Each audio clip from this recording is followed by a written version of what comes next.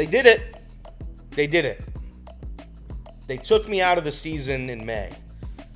Same way they did it last year. I was going to say back-to-back years. I am so disappointed and so frustrated and annoyed at what's gone on here, because it shouldn't be this way. I mean, it shouldn't be remotely close to this bad. We have to believe in the young core.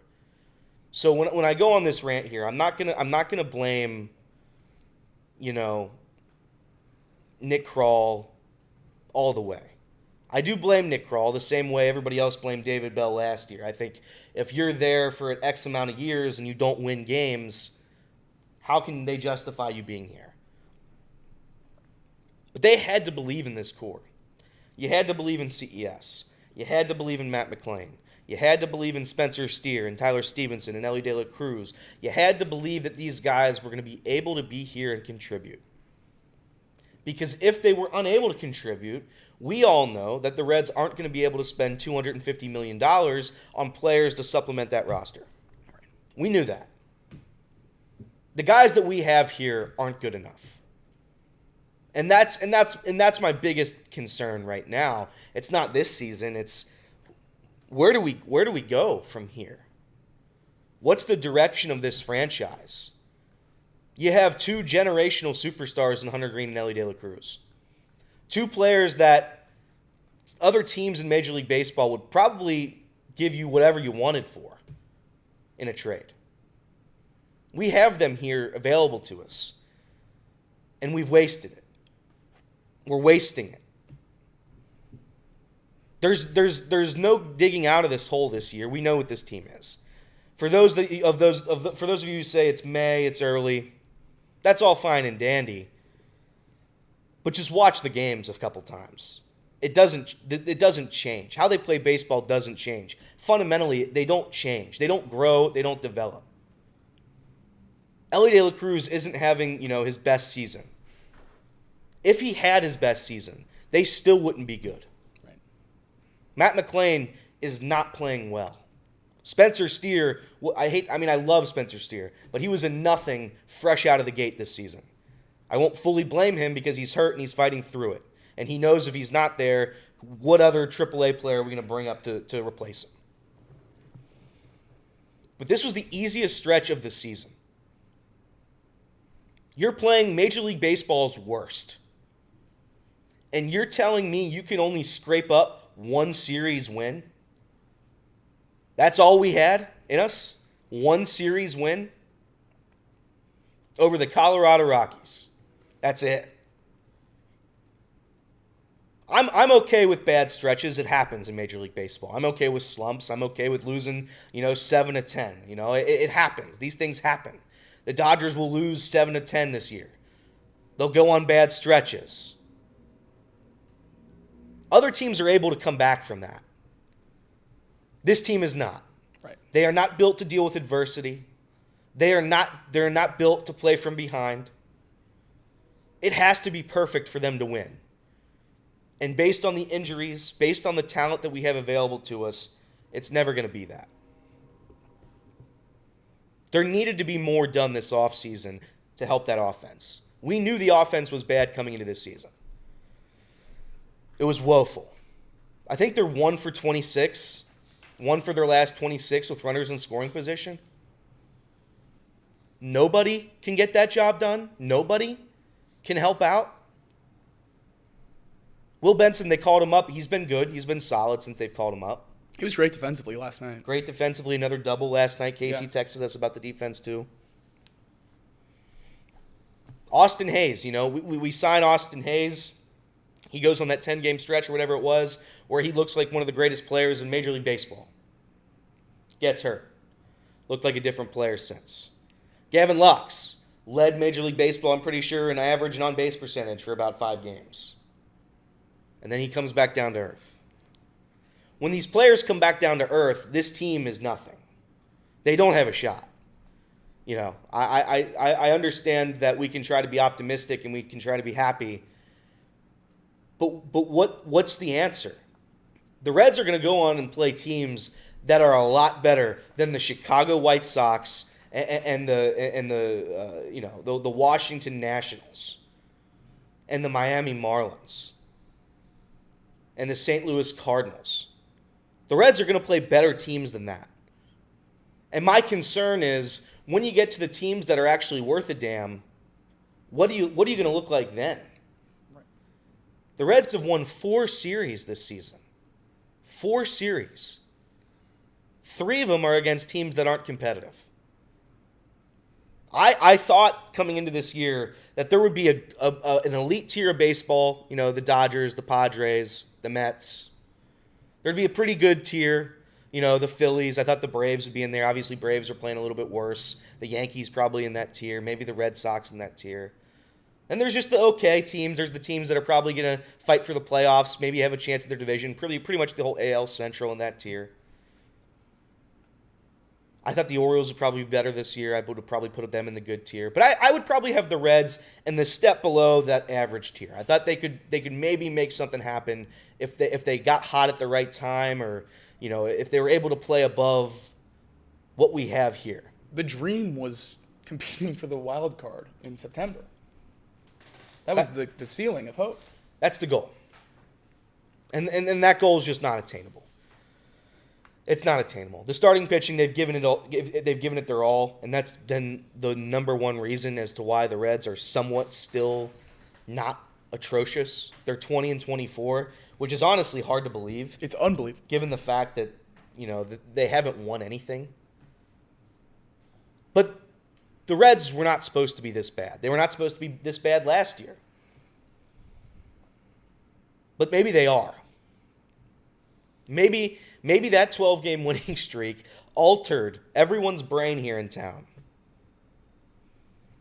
And maybe gave us some sort of facade that this team, that this roster was better than it is. And that's the only thing I can think of. Because they are bad.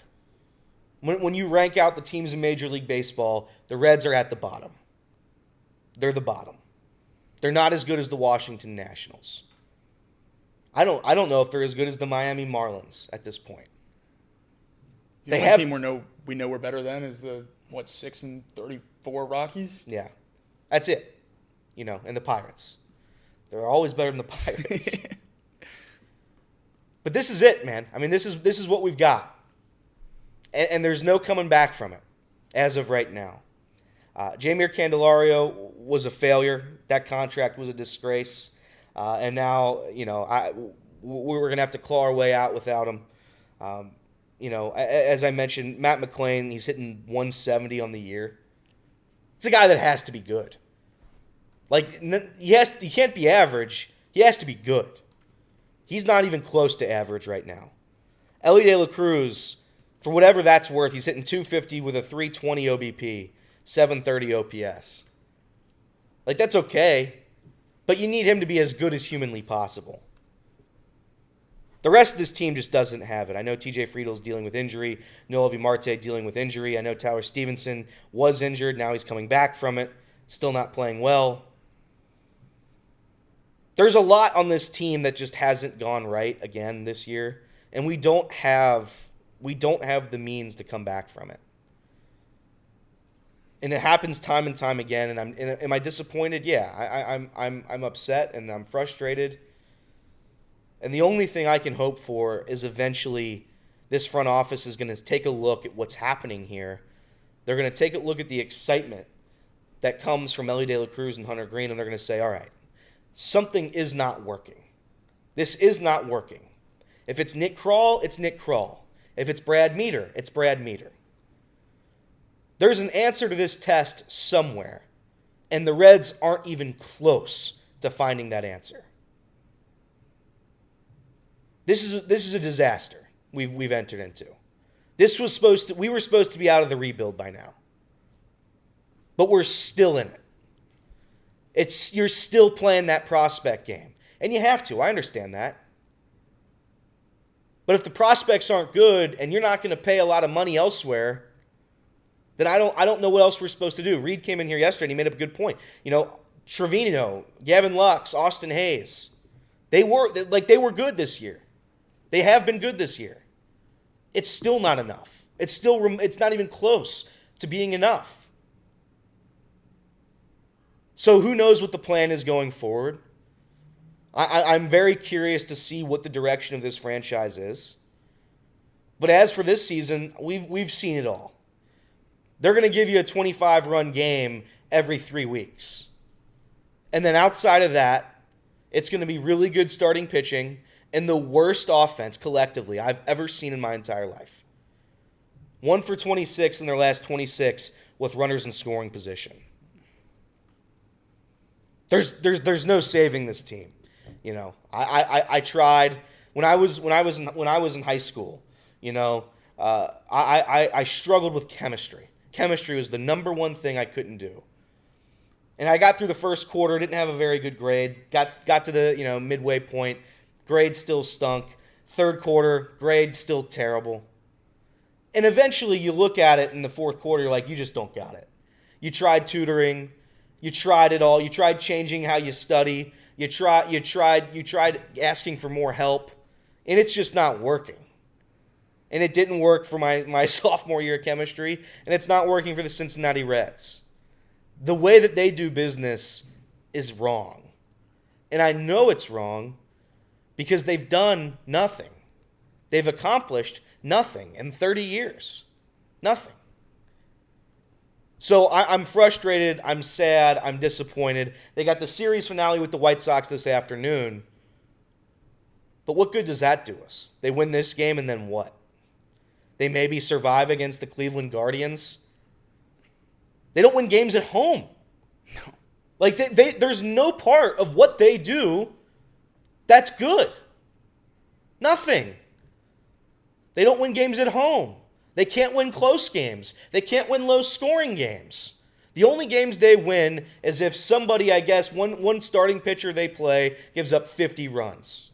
That's it. That's the only time they can score. And somehow it skews all of the stats that we have on the year. This is a bottom 3 offensive team in Major League Baseball. They're bad, and they shouldn't be. Yeah, the team has 20 wins, and no less than 17 of them are because of the pitching staff. Correct. We know what's good, and we know what's not good. Hopefully Nick Kroll understands what's not good heading into next season. I would say the sad part is, if you told me these stats for this lineup at this point in the season, I wouldn't be shocked that this Reds team's hard to watch. I would probably be shocked by the record. Yeah. If you told me that Matt McClain and Elliot de la Cruz are doing what they're doing this year, and we're still close to 500 baseball. Close. That would shock me. And I know that maybe this record's not a fair representation of this team, and certainly we're all pretty close to checking out on the 2025 Reds, but man, I don't know how much more you can ask for from these offseason additions. We knew that the weight of the 2025 Reds and the 2026 Reds and the 2027 Reds and the 2028 Reds are on this young core. It's on Spencer Steer. It's on Matt McClain. It's on CES. It's on Elliot. You need that middle infield to be 2 superstars. They had to be all-star starting caliber players at second base and shortstop for this team to have any kind of chance to be competitive this year. Yeah. And we just haven't gotten that. And Austin Hayes could be as good as Austin Hayes could possibly be. And Jose Trevino can hit .310 all year long. It doesn't matter because we can't go get superstars in free agency. And you can't win without superstars. Yeah. So we have to have them from our farm system, and they have to come up and they have to perform to the peak of what we expect in order for this team to have any kind of chance. And I'm not even talking about the World Series. I'm so far beyond asking this team to compete for World Series. I just want a little bit more than mid-May. Yeah. Give me something competitive that I'm excited to go to the ballpark and watch, that I'm excited to turn on my TV and see what this team's up to. And it's just not there anymore. The White Sox, the Astros, the Braves, the Nationals, the Cardinals, the Rockies, and the Marlins. That whole stretch there, you won 1 series, with a decent amount of those games being played at home. 1 series win. The team isn't good. We can pretend they are. They might win 5 in a row down the line. They can stay within 5 of 500, and you can fool yourself into believing that this team can be competitive. They can't. They're not good. This is a really bad roster, and hopefully Nick Kroll makes an adjustment this offseason.